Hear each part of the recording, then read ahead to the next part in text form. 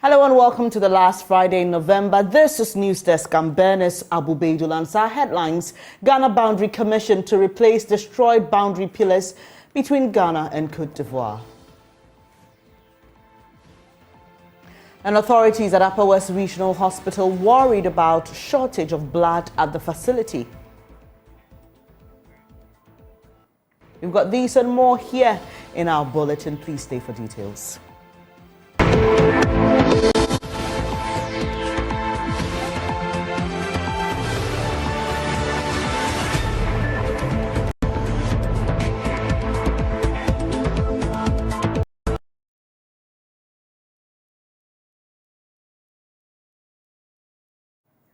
We're coming to you from our studios in Accra here, Kukumlemle, also streaming live on DSTV and GoTV.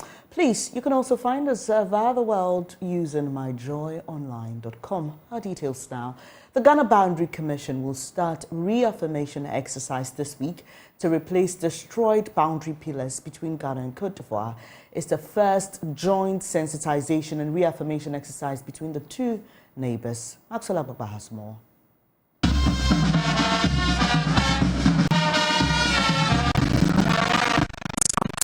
Of the Half Asnes Senior High School on parade at Newtown in the Western region where the event was held.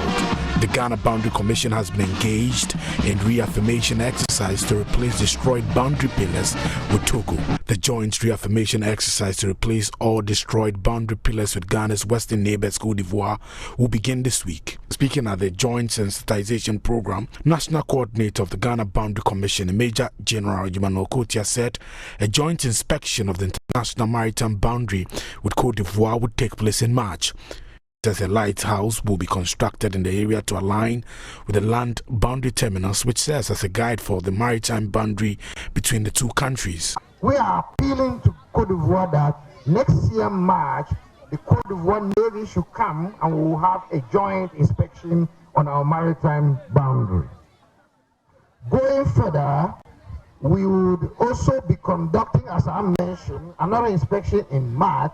The first inspection was organized in April this year.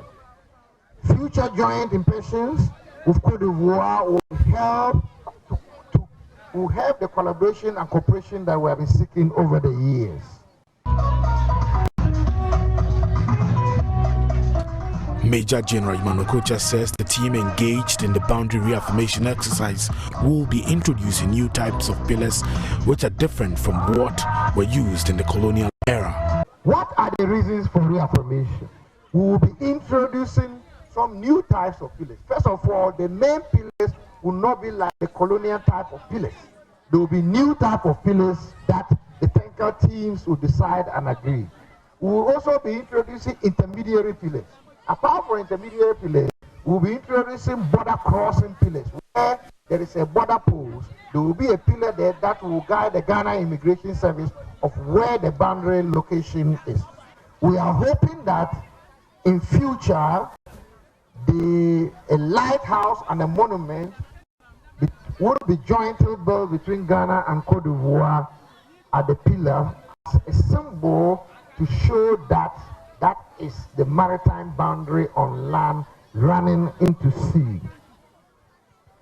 Western Regional Minister Patriotic says the replacement of the boundary pillars or reaffirmation exercise contributes to regional peace and stability. This exercise does not only uphold the principles of good neighborliness, but also contributes to the maintenance of regional peace, stability, and development. In addition to the technical aspects of our mission, the joint sensitization effort here in Newtown and its Ivorian counterpart are also equally significant. These engagements with the local communities illustrate our dedication to transparent and inclusive boundary management. Executive Secretary of the National Boundary Commission of Cote d'Ivoire, Lydia Konate, is happy with the progress of work by the two countries. To speak to the population so that they can help our experts to do the job, to do all the activities Representative of the GIZ African Union Border Program, Ms. Valerie Ninanik, lauded the Ghana Boundary Commission for its work in creating an atmosphere of peace. On behalf of the German government, I would like to commend the boundary commissions of both Ghana and Cote d'Ivoire for their exemplary show of cooperation towards good border governance in their respective countries. There were various stakeholders at the event, including community members and traditional leaders. The traditional leaders declared their support for the reaffirmation exercise and pledged to cooperate. Now, head of the Ghana Boundary Commission, Major General Emmanuel Cote, has been sharing some more details of their work on the AM show. There were various subjects that were discussed, and one of the subjects that came up was mechanisms of setting up the frameworks for national boundary commissions. And if you look at the mechanisms include having legal framework. Most of the countries don't have a dedicated law like we have, an Act of Parliament that establishes it. The Nigerians have an Act of Parliament that establishes it. So that is the beginning of it. So most of them agree that they need to carry that first, and they need their political actors to understand the dynamism and where to start from. The other issue is that, you see, the issue of boundaries, especially international boundaries on the maritime and land front, has it's more of international. So there is a need for the collaboration with the various ministry of the states, who collaborate with the various ministries of foreign affairs. We have been doing very well. So we had a slot for a director from the Ministry of Foreign Affairs to lead a discussion on the relationship between foreign affairs and boundary commissions. And the outcome in that respect was also very interesting. And they got to know that there is a relation. The start point is for them to even have that relationship with the Ministry of Foreign Affairs, apart from the legal frameworks and various aspects that they need to set up. The other aspect, we had them educated on geometrics and survey on land and maritime boundaries. And let me mention especially on geometrics. It's very interesting that so many people do not understand the laws and mechanisms that is associated with maritime boundaries. So there was the need for them to be brought up in that dynamic, because they are there, but they don't understand those dynamics. And it was very insightful. So they have agreed that there are a number of conferences that each country, state parties are supposed to attend at the UN level, at various international forums. And we came out with those ideas, and I told them that the experiences Ghana we have really had so far as attending these conferences were concerned. Another interesting dimension was gender mainstreaming along boundary commissions. Now, we realize that most of the people that you'll be dealing with along the borders, especially the deprived communities, you have a lot of women and children who are really in that category. There was a need for them to be updated in that circumstance and for them to come out with strategies so far as cross-border cooperation is concerned. Then the African Union Convention on Cross-Border Cooperation was also another thing that featured. So we had a representative for African Union who came and gave highlights of it and the need for all the countries to associate themselves. But one of the key highlights was that there was a need for African Union and ECOWAS to bring this topical issue for a head of states meeting, discussion at the head of states level, so that the importance of boundary commissions will be highlighted. Away from the boundary reaffirmation exercise, a medical laboratory scientist at the Upper West Regional Hospital, Victor Derry Nwitori, is worried about the shortage of blood there. He says the situation has made it difficult for emergency cases to be treated. He spoke at a blood donation exercise held in Wa as part of the 20th anniversary celebration of the National Health Insurance Authority. Rafiq Salam has more. According to a medical laboratory scientist at the Upper West Regional Hospital, Derry Victor Nwitori, the regional hospital for some time now has a deficit in their blood bank. The number of persons who needs blood has outnumbered the blood available at the bank. We are running at a deficit. So what happens is that because we don't have blood in stock, people who comes and their relative come to donate. When there's an emergency, we give those blood out, and then we ask the other relatives to also come and replace. We don't have blood in stock. So if there's an emergency, it's always a dying distance.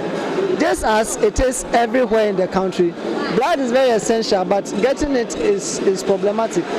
And to our side of the country, there are a lot of viral infections around. We have this Hep B, Hep C, which are very predominant in our settings. So many people come willing to donate, but because of those viral infections, they are disqualified. And our women are always very willing to, but because of their menstrual cycle and then their hemoglobin level as the month goes by, they are also disqualified. So in actual fact, it is dying. We just need help. He commended the National Health Insurance Authority, NHIA, for initiating the blood donation exercise as part of the authority's 20th anniversary celebration. To really help, because as we are getting, even if we get 100 pints of blood, by the end of next week, everything would have been gone. Because we are the referral center, we take cases from all over the region and even beyond. So because of that, the blood is always on high demand. So if we don't get constant supplies, the patient-relative replacement is not helping us, because most of the people are coming from so far, and then it is difficult for them to actually transport people from where they are to the regional hospital blood bank for the donation. So when they come, it's always difficult to get the blood for them. So we are actually running on a heavy deficit at the blood bank. We are not having enough blood for the patient who comes. Scores of students of the War Technical Institute, officials of the NHIA, and some members of the public took part in the exercise. It was held on the theme 20 years of care, one pen at a time, donate for life. Our Power Regional Director of the NHIA, Samuel Lobe, says the blood donation exercise is a clear demonstration of the commitment of the authority to serving the people of Ghana. To demonstrate further how committed we are to protecting lives and guaranteeing financial risk protection for everybody resident in Ghana. And you know, whoever that is ready to give you blood is simply saying that if I have life, I will give it to you. Reporting for JoyNews, Rafik Salam. Wow. Now, the president of the Bono East Regional House of Chiefs and paramount chief of the Yeji Traditional Council, Pim Yao Kabre, said the fifth has charged the Regional Security Council to expedite steps towards resolving the dispute between the Rangara and Mul communities in the Kintampo North Enclave. This follows a recent conflict between the two ahead of this year's Kurubi Festival, which led to the death of one person. And Nasabit has more. The traditional ruler, who doubles as the paramount chief of the Yeji Traditional Council and the president of the Bono East Regional House of Chiefs, Pim Yao Kabre, said the fifth charged the Regional Security Council headed by the Bono East Regional Minister to fast-track its conflict resolution measures within the Kintampo North Municipality to help prevent what he described as a tribal conflict between the Wangra and Mu communities in the area. This kind of tribal issue, it used to happen. Tribal issues are always erupted during dry season. Just like this case, Mu case, Kintampo case. The way it is now, if the RESEC should not double their steps, it will be escalated. And we'll find it difficult to bring it under control. His call comes after an earlier clash between the two factions led to the death of one person in the build-up to this year's Kurubi Festival.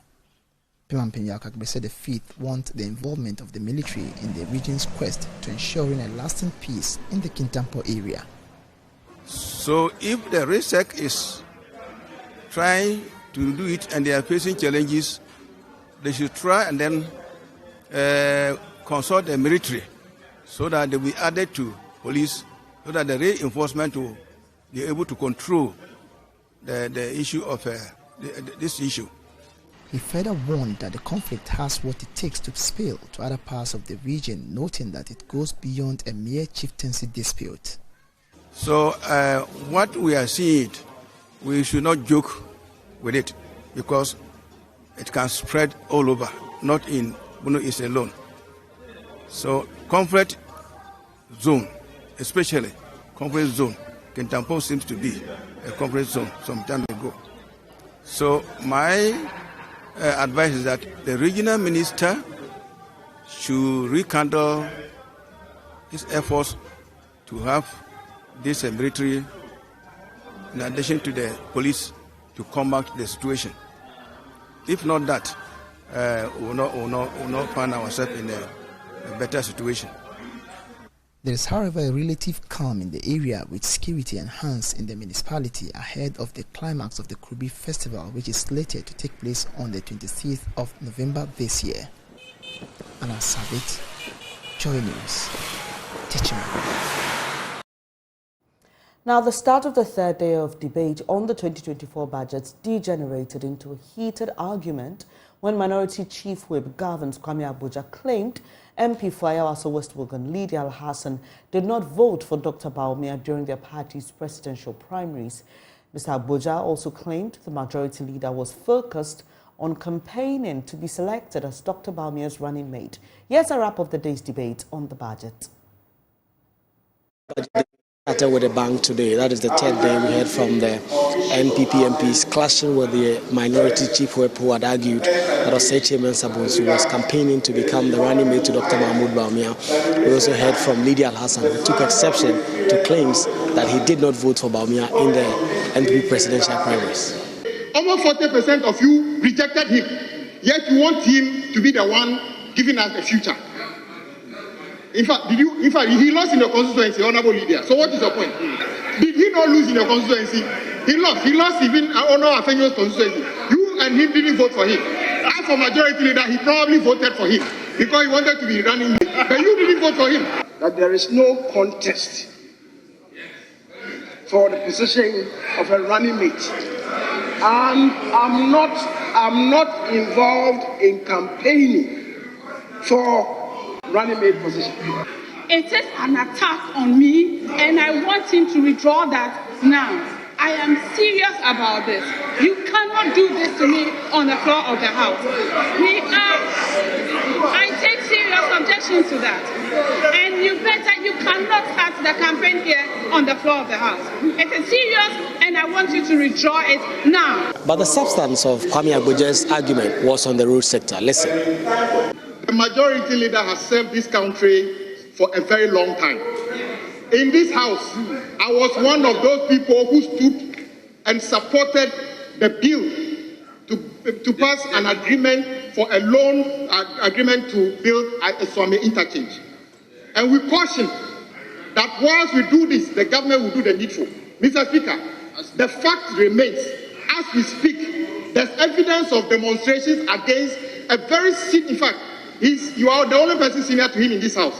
In his constituency, as we speak, the Swami Interchange project is not going on. Is it true or not? As the debate continued, we heard from the Minister for Lands and Natural, who provided some answers on claims that government was selling off lands and properties belonging to the Parliament of Ghana. Mr. Speaker, I want to submit to this House, a House of record, and I want HANZA to capture it, that my checks at the Lands Commission suggest that the Clerk of Parliament accommodation or residence was sold in 2015 and not 2019. You hear? Dr. Nana Uefrie, who is the chairman of the Health Committee, provided an update on Agenda 11 hospitals, which is being constructed across the country. At Chimansa district of Swansea, we have done 62.1%. Birim South, we have done 61.1%. Ewutu Senya, 61.1%. Wasa West, 61.1%. Aguna is 60%. Ifijaka Bay North, 60%. And in Power, Asen North, Nanton, 60%. Mr. Speaker, just about 33 of this. Cancel all the achievements of access. I'm talking about access. Universal health coverage is talking about the where. The where. It's not building UGMC in Accra and Rich Hospital only in Accra. Galamsey also featured in the debate when we heard from Dr. Abdul Rashid Pelpo, who claimed that government is not committed to the fight against illegal mining. He referenced that JoyNews hotline documentary done by Rastus Asari Donko. Mr. Speaker, today, land is a sad story in Ghana. If we watch Rastus Asari Donko's projections, his analysis on the land, his report on the land on JoyNews, Mr. Speaker, you will weep for Ghana. The rivers are going, the lands are destroyed, even reserved areas which the president had marked as no-go areas, red lines. Mr. Speaker, they are mining in those areas. If anything we've seen in the last 3 days is anything to go by, it clearly shows you that the debate is turning away from the budget and there is more political issues that is being discussed. The Speaker of Parliament has cautioned MPs on both sides to stick to the budget and not do politics. Reporting for JoyNews, Kweku Asante, Parliament House, Accra.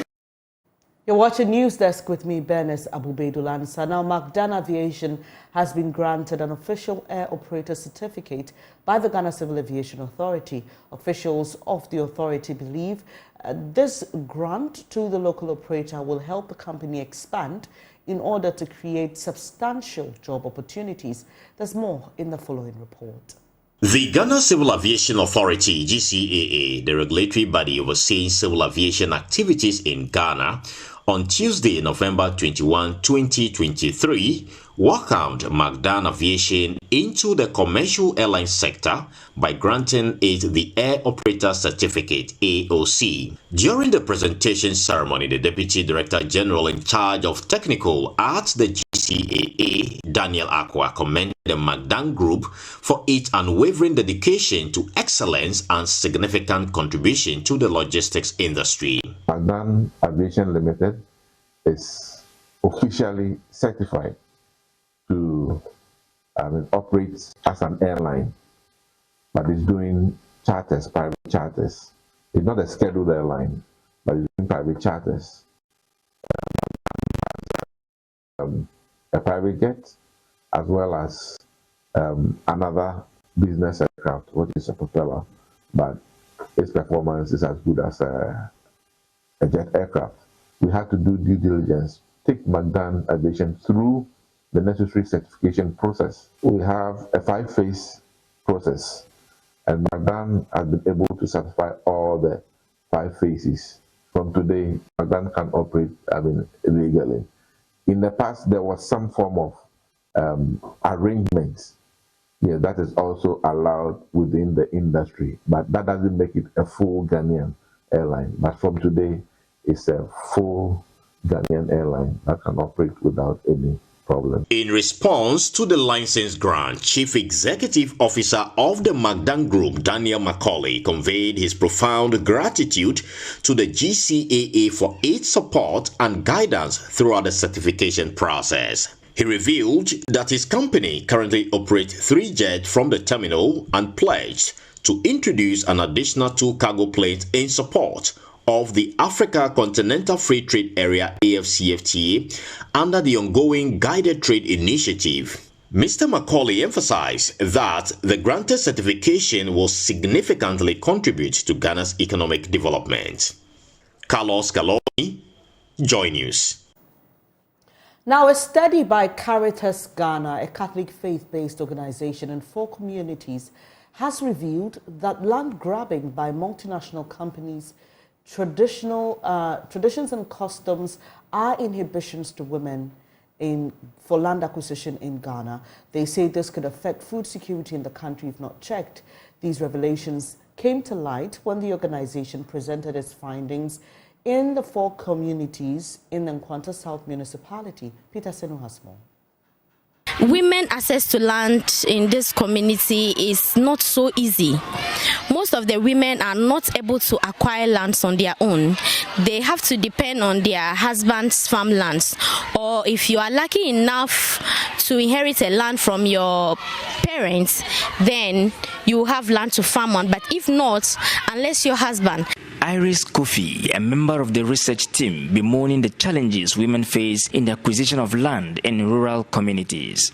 Land grabbing by multinational companies has been cited as an increasing phenomenon where local people are often hoodwinked into dubious contracts that would estrange them in their own land. One of such companies cited by a resident at Browniasi in the Nkwanta South municipality is Volta Red Farms at Fanchiniko. They have accused the owners of the palm oil producing company for not paying the right amount for the 3,715 hectares of land acquired since 2009. Per the agreement, $5 was supposed to be paid for a hectare per year. This, Reverend Father Pius Biamse believes, is an abuse on the residents and landowners in the area. For me, it is an abuse or extortion. They just took it that the people don't know their rights. They don't know their land rights. If you calculate the value of that land, 1 hectare, it is not $5. Even today that we have the dollar a little bit high, it means that they are taking 1 hectare for 60 cedis per year. Why should they give the land out for 60 cedis per year? So we cannot say that it's not even adequate. It's pure extortion. According to the residents, the promise to put up a clinic and some social facilities in the area is yet to be fulfilled by the company. Innocent Danku is one of the residents. He wants an intervention so that proper contractual agreement is reached for them to have their full benefits. Some people have developed cocoa farms were there. Some people are already doing their palm plantation in their small way. But when they came, they tried to destroy all these things and they asked that they will pay compensation, but the compensation never came. They have not paid any compensation up to date. I have other lands above that land, and I cannot go there because I can't pass through their farms. They will not allow me to pass there. Even if I have any property like trees or other things, which is not in the form of agreement, when I go there for it, they won't accept you to go for such a thing. And it will be a fight between you and the security men and the company owners. Reverend Father Dieudonné Davon speaks for the research team. He tells us why they conducted this research. For us to be able to appreciate better what is happening, we have visited some communities where we had a survey talking to people to understand the general awareness of the land rights we have, and also to see whether women and the youth are having common access to land. So it is out of these that we realize that there was more to it. We have done some work on land grabbing already in the past, so it was not new to us to realize that even in 21st century Ghana, a number of multinationals are taking advantage of the ignorance of the people, taking their land in larger proportions, and the people are not benefiting anything from it. The company has declined an on-camera interview on the matter, but has also denied all allegations leveled against it. As of the time of taking the shot for this report, JoyNews can confirm the extension of service cables to Fanchiniko, where the farm is located. Peter Senu for JoyNews. Now, the Volta Regional Secretariat of the Urban Roads has commenced the implementation of a one-way scheme in the Capital Hall. The scheme, which was a component of the Sokode Whole-Door Carriage Road project, has seen 3 major roads converted into one-way traffic roads. Kwame Asare has more. Following the completion of the structural works of the Sokode Whole-Dual Carriage Road project, there have been changes in the flow of traffic in the Volta Regional Capital Hall. The Accra-Sokode Whole stretch remains a 2-way road, while Gwal to Civic Center Junction on Independence Avenue have been converted into a 1-way road. Similarly, Gwal to High Court Junction and High Court Junction to Vodafone Junction have become a 1-way road. The High Court Junction to Residency remains a 2-way road. This also applies to the High Court Junction to Stadium Junction and Independence Avenue, KK House to Ola Traffic Light. Edward Annan is the Volta Regional Director of Urban Roads. You are from Accra, you do mandatory 10 right, you hit on the 3rd Avenue to the High Court Traffic Light. Then you turn left on the VRCC road to the Vodafone Junction. At the Vodafone Junction, the Independence Avenue is a 2-way road. So you can either go to the KK house direction or to the left, the civic center direction. Then if you are from market to go to maybe Accra, then you take the Togbe Afede road. The Togbe Afede road, it will be two directional, one way. You now cannot come down. So if you get to Goil and you want to go to BRCC, then that is where you do the left turn, where we have the exclusive left turn. But those going to Sokode, to Accra and the rest, you just hit on the dual carriageway and then off you go.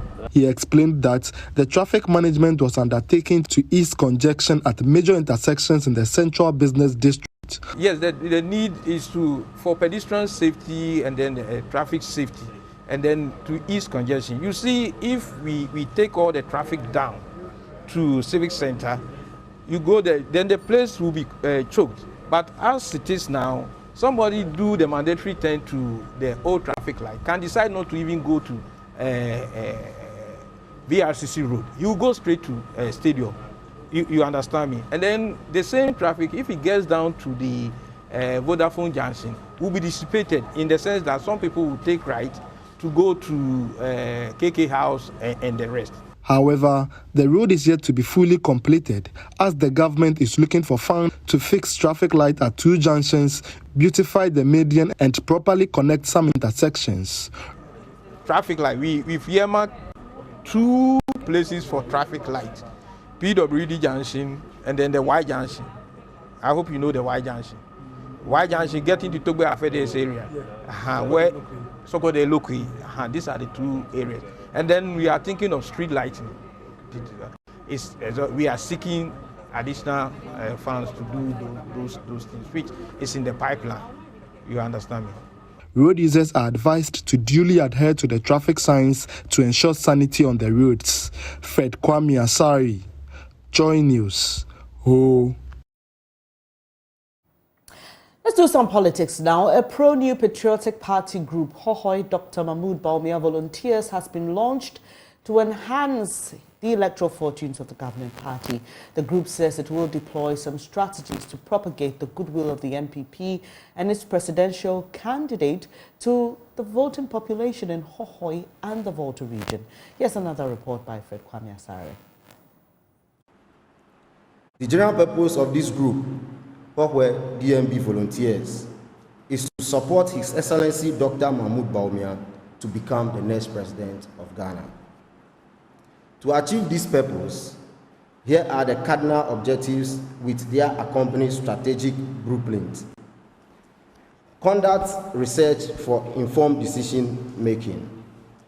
To gather, analyze, and disseminate relevant data, information that will enable us to make informed decisions and connect well with electorates effectively to drive home DMB's presidential bid. Establish a research team to conduct comprehensive studies on key issues affecting Ghana, Hohoi to be specific, such as the economy, healthcare, education, and infrastructure. This research will serve as the foundation for Dr. Bawumia's campaign and marketing. Increase voter awareness. Organize educational campaigns across institutions in the constituency. Organize town hall meetings and door-to-door outreach to inform the communities about Dr. Bawumia's well-researched policies and plans, backed by credible data and evidence. Recruit and train volunteers, including those with strong understanding of research findings, to actively engage with their communities. These volunteers will be equipped to effectively communicate Dr. Bawumia's vision and research-backed policies, thereby fostering a sense of trust and credibility among voters. We are resolute and committed to our agenda. To the good people of Hohoi constituency, we are using this opportunity to humbly invite everyone to join us in this historic journey of success. Together, it is possible. Now, the Overlord of Dagbong, Yana Abukari II, has donated food items to support flood victims in Mepe and Wipe. He says this is his kingdom's small way of supporting victims who have lost livelihoods to the floods. Martina Bugri reports. Over 39,000 people have been displaced following the Akosombo Dam spillage, whilst over 12,600 residents of the North Tongue constituency have been affected. It is estimated that about 1,500 houses have totally been destroyed, whilst 53 schools have been affected. The donation, according to the Overlord, is his widow's mite to support the victims. In a speech read on behalf of the Yana Abukari II by the Chief of Zangbalong, Na Dr. Yakubu II, called on the relevant ministries to tackle the situation holistically. We also call on the relevant ministries to tackle this situation holistically, as this extends along the Volta River up to the north, especially the Savannah region. The flooding of Bupe in the Savannah region seems to be an annual event that seems to be solved once and for all.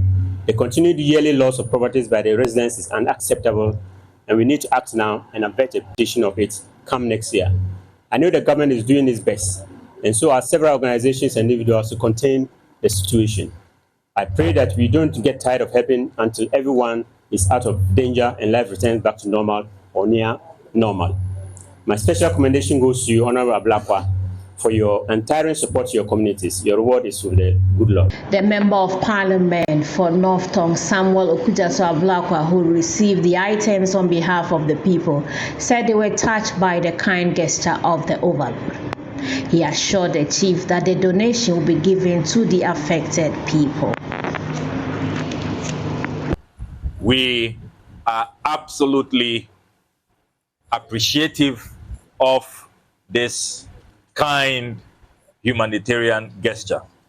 We also want to use this opportunity to assure His Royal Majesty that the items that he has put together, these relief items, will go directly to the beneficiaries. We give him fullest assurances. There will be no diversion. There will be no hoarding. There will be full transparency and accountability. Togbe Azagla IV, who was part of the delegation, said they would continue to advocate for support and would also put in strategies to ensure that when support is withdrawn, they will be able to handle the situation. It's going to be a fight. It is not going to be very easy for us because when we go to some circles, they don't give us the hope. We don't get the hope that very soon we shall recover. So what we are doing is to keep on advocating, appealing to people that we think can help us. That is what we can do for the moment. Maybe in some few months to come, we'll be adapting strategies. When we adapt this and we're not getting a result, we have to get another strategy until we win. If it's not over, it's not over. Member of Parliament for North Tongue said they were going to organize crash programs and mock to help the students catch up with what they have lost. We are also initiating our own alternative housing arrangements so that we can relocate some of the people in the camps and the students can return to school. And then we'll have a crash program, organize special mocks and all of that, bring in special teachers, teachers who have the expertise at organizing crash programs and helping the students to catch up. We intend to do that. Then you are also concerned about compensation, resettlement. I've been talking about that. I have actually even filed an urgent question to the Works and Housing Minister. He said it was crucial for government to take advantage of data available and replace people's certificates and other valuables that were lost. Some have lost certificates, some have lost money. You know, if you are focusing on only one item, people may think that you're only interested in your re-election.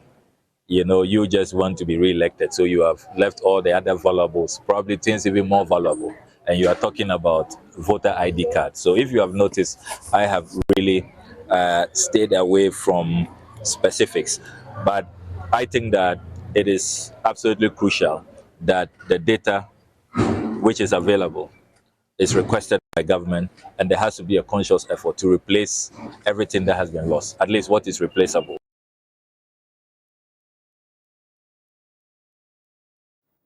You're watching News Desk with me, Bernice Abubeidulansa. Coming up shortly, we've got business news updates for you. Kindly stay. Hello, good morning. Welcome to the business segment on Joy News Desk with me, Pius Kojo Baka, Head of Department at Gimpa Faculty of Law. Nomnuku Alija has called for a more competitive process in tendering and procurement of power solutions in the energy sector. According to him, lack of competitive process has the possibility of making energy transmission more expensive, with consumer bearing the brunt. He spoke to Joy Business at the launch of his book, Ghana Energy Law and Policy, Electricity, where he explores the framework governing the energy sector with a focus on electricity. Per capita consumption at peak demand for electricity is currently less than 4,000 megawatts. This is relatively low compared to other developing countries. Increasing access to electricity, especially for industry, is a necessity to drive economic growth. Also, procurement processes have been surrounded with a lot of controversy. In his book, Ghana Energy Law and Policy, Electricity, Lom Nuku Ahilija details a comprehensive and well-researched exploration of the legal and regulatory framework governing the energy sector with a focus on electricity. He spoke to Joy Business. The book, as I mentioned, it's the energy sector is one of those sectors that is heavily regulated, very intricate. There are many dimensions of it.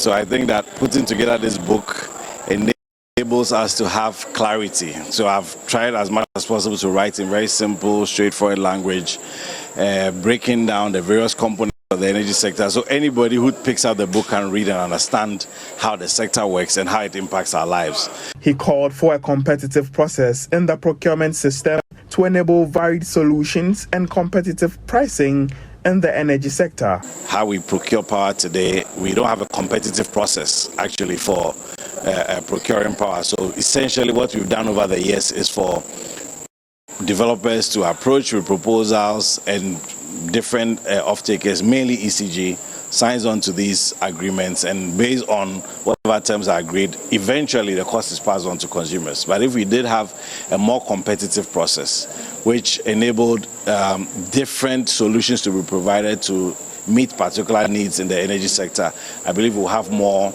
efficient power plants, we'll have more competitive pricing, and many other things. And so when anybody picks up this book, I believe they'll have all these things covered. Former Chief Executive Officer of the Volta River Authority, Engineer Clerk Cote, called for the utilization of excess generation to drive industrial growth. And as I said in my review, the per capita consumption of electricity in our part of the world is still low.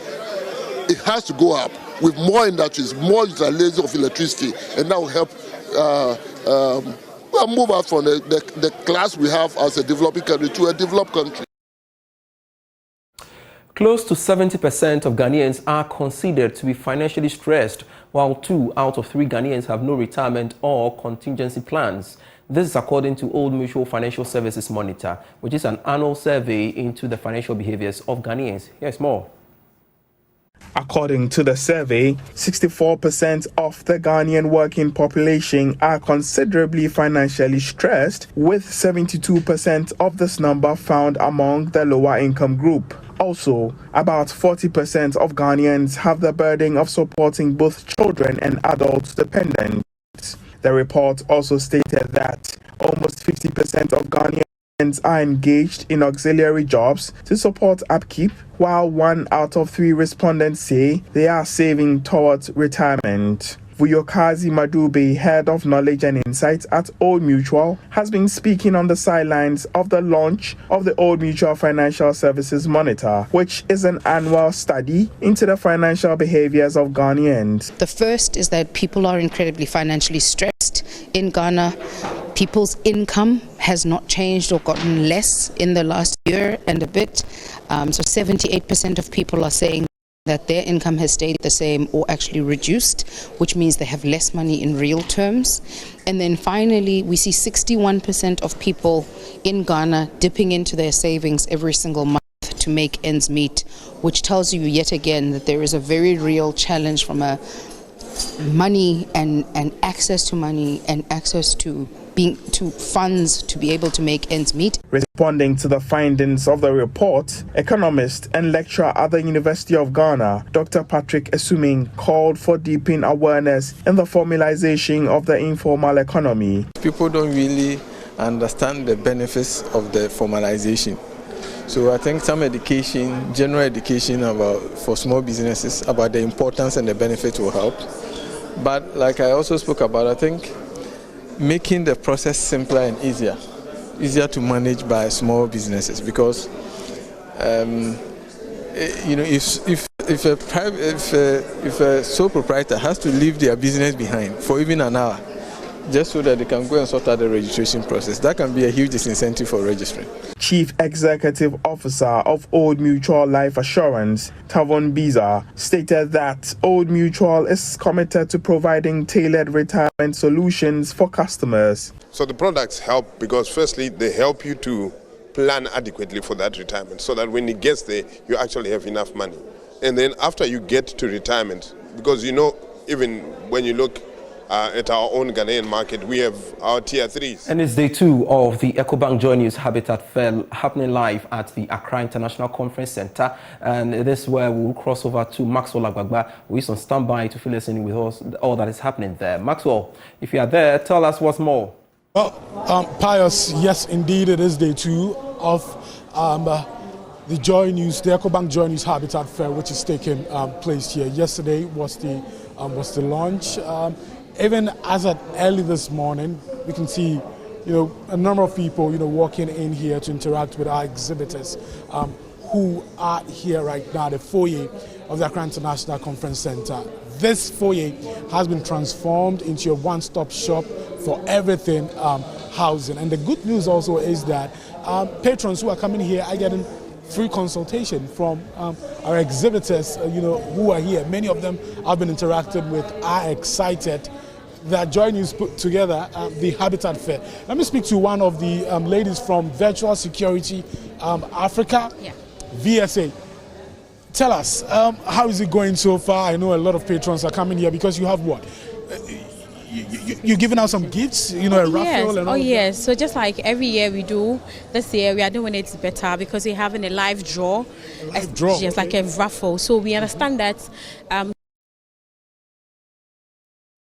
Maxwell Agbagba there. We shall be going there as and when we do have more updates from that event. And that's it for the business segment on JoyNews Desk with me, Pius Kojo Baka.